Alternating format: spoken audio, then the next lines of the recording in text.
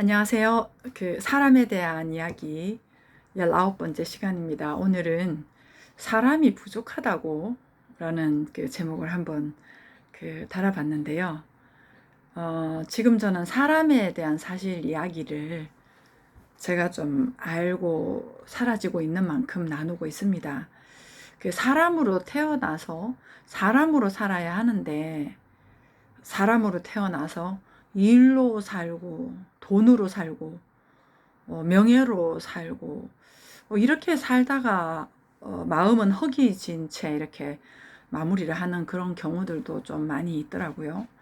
이러한 사람에 대한 정의가 성경에서는 영이다, 하나님의 온전한 형상이다, 또 보시기에 좋았더라 라고 하는 이러한 사실적인 부분들을 우리가 알지 못하면 결국은 어떤 외부적인 그 가치들을 향해서 쫓다가 마무리를 하게 되는 것 같습니다. 사람에 대한 사실을 이야기를 좀 하고 있는데요. 사람은 온전합니다. 있는 그대로 괜찮다 라는 존재가 사람입니다. 이 바닥이 사실이어야만 그 바닥에 걸맞는 행위와 말과 이런 삶의 움직임들이 나타날 수밖에 없겠죠. 그래서 오늘은 이제 반대로 한번 이야기를 해보려고 하는데, 사람이 부족하고 연약하고 죄인이다라는 말들이라는 것들, 그건 전 착각이다 이렇게 얘기를 했습니다. 이러한 착각이라고 하는 거에 대해서 한번 나눠보려고 합니다. 우선은 사람이 부족하다, 연약하다, 죄인이다 라는 기본 전제를 깔고서는 계속해서 뭔가를 채워야 하는, 밑빠진 독에 물 붓기가 계속되기 때문에 진정 살고자 하는 삶으로 해결이 되어지지 않는다는 것입니다. 그러기에 예수께서 오셔서 드러내 주신 비밀을 총체적으로 요약하면, 너희는 하나님의 형상으로 온전하다, 다 이루었다, 이 비밀을 내가 드러냈다, 이런 말씀이거든요. 다른 말로 하면 이미 채워져 있다 라고 하는 하나님의 그 본질적인 그 정체성을 이야기를 하신 것입니다.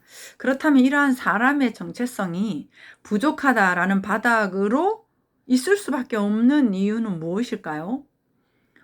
여러 가지 이야기들을 할 수 있겠지만, 오늘 좀 말씀을 나누고 싶은 것은 사람이 스스로 주체적인 존재다라는 것을 몰라서 그렇다라는 얘기를 좀 하고 싶습니다. 이 세상에 태어난 사람 중에 똑같은 유전자를 가진 사람은 없잖아요. 쌍둥이도 다르다고 하더라고요. 각각 유일하고 온전한 존재가 사람인데요. 먼저 우리의 몸을 한번 보면 너무나도 완벽합니다.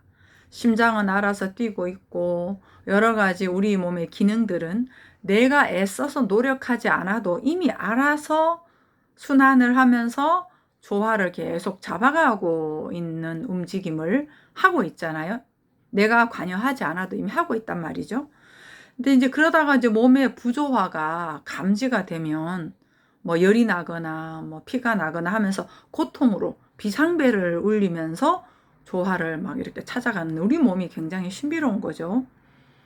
그리고 이 각각의 사람은 스스로 살아갑니다.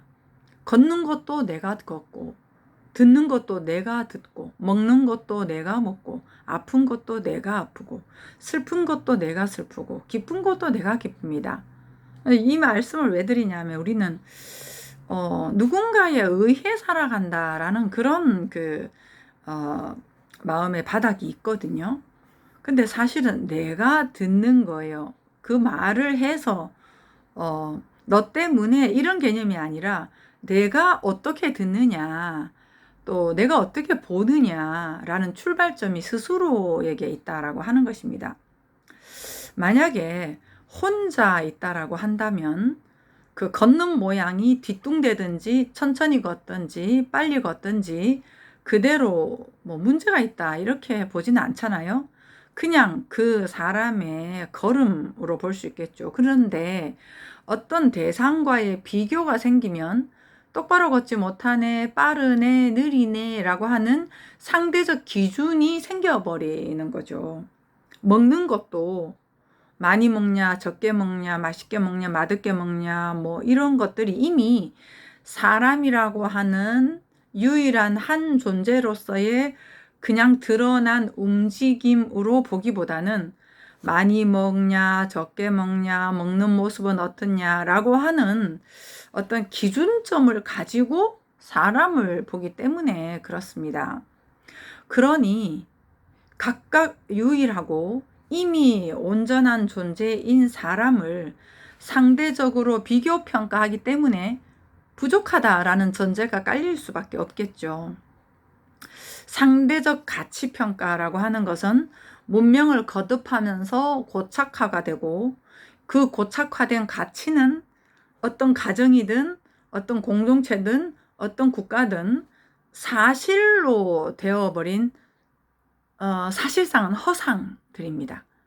남자는 이래야 돼, 여자는 이래야 돼 부터 시작을 해가지고 역할에 대한, 부모, 자녀, 학생은 이래야 되고 이런 역할에 대한 가치 부여 등 이런 사람이라는 온전한 존재를 외적인 의미 부여로 아주 두텁게 치장을 할 수밖에 없게 된 것이죠.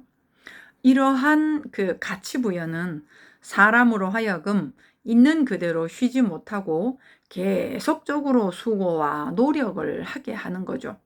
그래서 예수님이 수고하고 무거운 짐진 자들아 다 내게로 오라 이렇게 말씀을 하신 것이죠.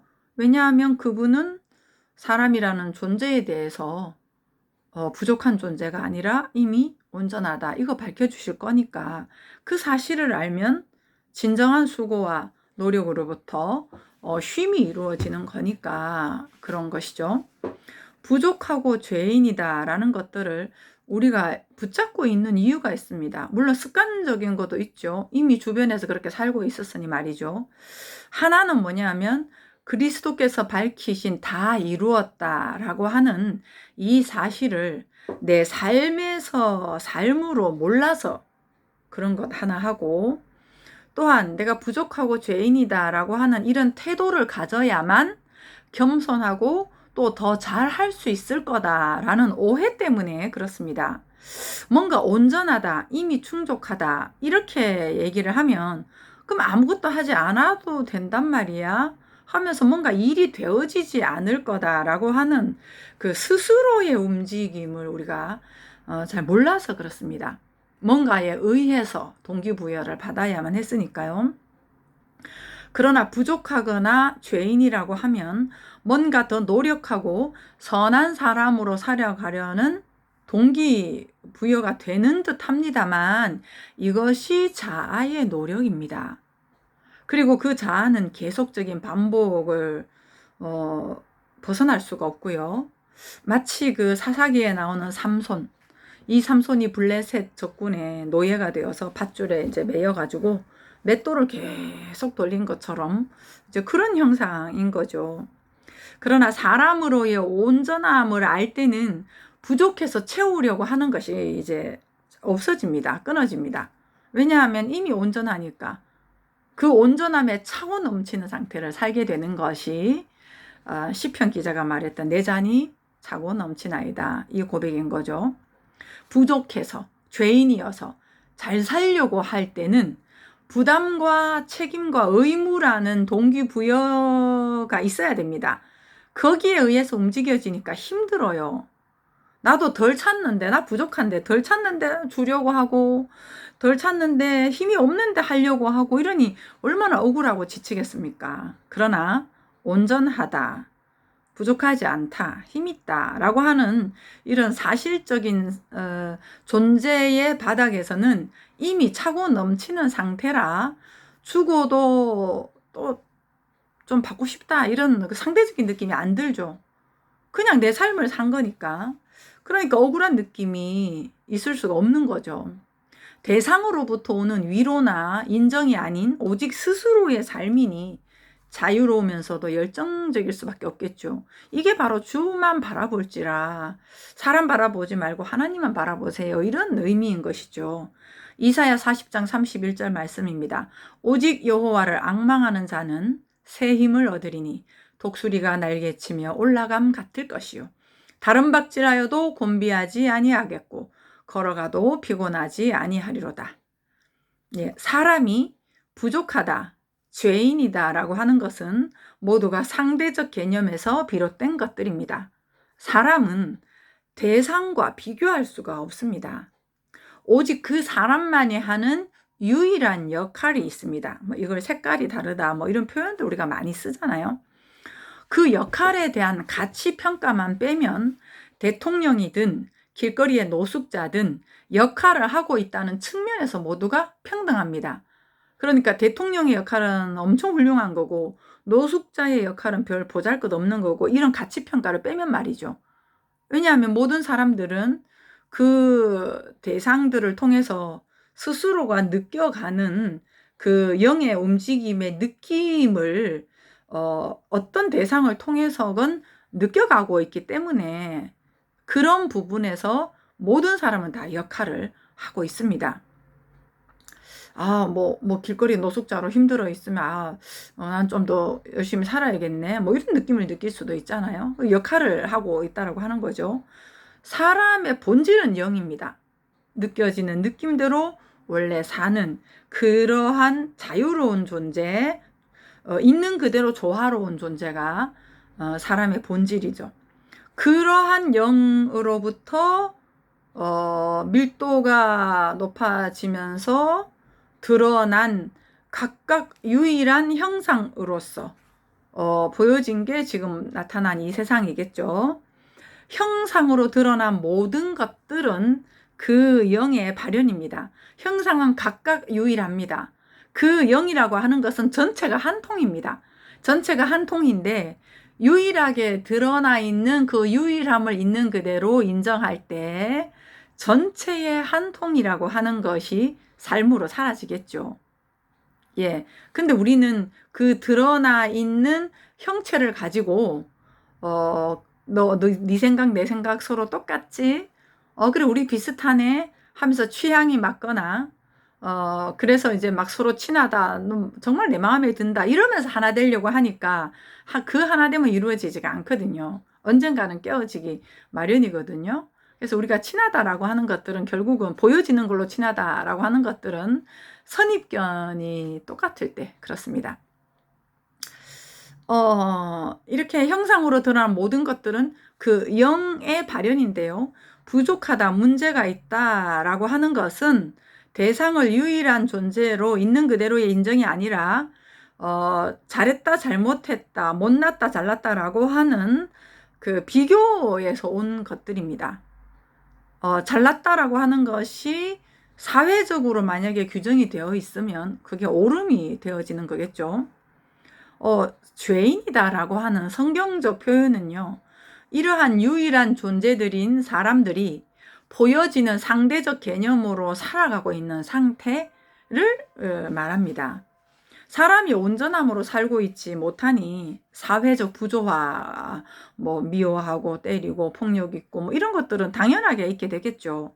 거기에서부터 법이라고 하는 도구를 사용해서 조화를 잡아가려고 하는 이제 아름다운 의도이기는 하나 진정한 해결책은 안 된다라고 합니다. 그래서 법을 아무리 강화를 해도 이제 법은 국가적인 이제 법이 아닌 꼭 가정에서도 보면 법이 있잖아요. 이렇게 벽에 붙여놓지는 않았어도 붙여놓은 집도 있긴 하더라만도 아니더라도 그러한 규칙을 가지고 잔소리를 하거나 매를 대거나 통제를 가해도 사실 사람의 그 가장 근본적인 사실 온전하다라는 사람을 주체로 놓고 살아가야만 가능한 거겠죠. 그런데 또 이 아이러니하게도 이러한 부조화스러운 것들을 통해서 사람들은 이제 고통을 느끼잖아요. 화가 나고 미워하고 폭력이 있고 하면 고통스럽잖아요. 근데 이러한 그 고통을 통해 가지고 그 고통이 또 우리의 본질적 존재인 영, 그 대상에 의해 살아가는 게 아니라 너 스스로 살아가는 거다. 비교되는 존재가 아니다. 사람은 있는 그대로 온전하다라고 하는 그 영, 그러한 영이 깨어나는 역할을 또 하는 거예요. 우리는 대상을 통해서 나를 이제 규정하거든요. 누가 못났다 그러나 못났나? 잘났다 그러면 잘났나? 그 대상에 의해 가지고 내 존재를 이렇게 규명을 해나가는데, 이제 그 영이라고 하는 존재는 스스로잖아요. 그 스스로라고 하는 그 본질적인 영이 깨어나게 하는 역할이 또 고통이란 말이죠. 그것이 이제 뭐 몸의 질병이든 사람과의 관계든 돈이든 이러한 것들을 통해서 스스로가 누구인지 그러면서 이제 고민을 하게 되고 그러면서 본질적인 것으로 접근을 하게 되죠. 심령이 가난하게 될 거니까요. 그 고통으로 말미암아. 그러면서 이제 스스로가 알아집니다. 이 스스로의 영이 깨어나니, 그러니까 이 부조화스러운 것, 이 모든 것들도 합력하여 선을 이루는 것이기 때문에 그 어떤 것도 문제가 되지 않는다라고 말할 수 있겠습니다. 사람이 부족하다, 죄인이다라는 것은 자아의 기반에 있을 때 가지는 것들입니다. 그러나 그리스도 안에서 성취된 나는 이미 온전하다는 사실을 알게 됩니다. 이미 의인입니다. 이것이 모래 위에 지은 집과 반석 위에 지은 집의 차이입니다. 긴 설교를 끝내시고, 그게 이제 산상수훈이잖아요. 끝내시고 마지막으로 하셨던 말씀입니다. 마태복음 7장 24절부터인데요. 그러므로 누구든지 나의 이 말을 듣고 행하는 자는, 그 행하는 자는 되어진 자, 내 말씀이 소화가 된 자, 삶으로 되어진 자, 이걸 말합니다. 그 집을 반석 위에 지은 지혜로운 사람 같으리니 비가 내리고 창수가 나고 바람이 불어 그 집에 부딪히되 무너지지 아니하나니 이는 주초를 반석 위에 놓은 까닭이요 온전함의 바닥이죠. 나의 이 말을 듣고 행하지 아니하는 자는, 이 말이 소화되지 않고 삶으로 되어지지 아니하는 자는 그 집을 모래 위에 지은 어리석은 사람 같으리니 비가 내리고 창수가 나고 바람이 불어 그 집에 부딪힘에 무너져 그 무너짐이 심하니라. 이렇게 이제 마무리를 하셨는데요. 이 말씀을 들은 무리들은 그 말씀을 듣고는 굉장히 놀랐다 그랬습니다. 근데 좋아서 놀란 게 아니라 충돌을 한 거예요. 그들이 가지고 있던 가치관과 충돌이 돼서 부딪혔다라는 뜻이거든요. 원문에는. 그러면서 왜 우리한테 가르쳐주던 선생님들하고 다르지? 우리가 배운 말씀하고 왜 다르지? 라는 태도를 보였다고 성경은 기록합니다. 너무나 당연합니다. 내가 붙들고 있는 것들에 대한 자아들 중에 가장 그럴듯하게 보여지는 것들이 나는 부족하다, 죄인이다 라는 것입니다. 왜냐하면 좀 겸손해 보이거든요. 그리고 마땅히 그러해야 될 것 같거든요. 그러나 그것들은 자아의 열심을 유지하려는 착각입니다. 이미 당신은 온전합니다.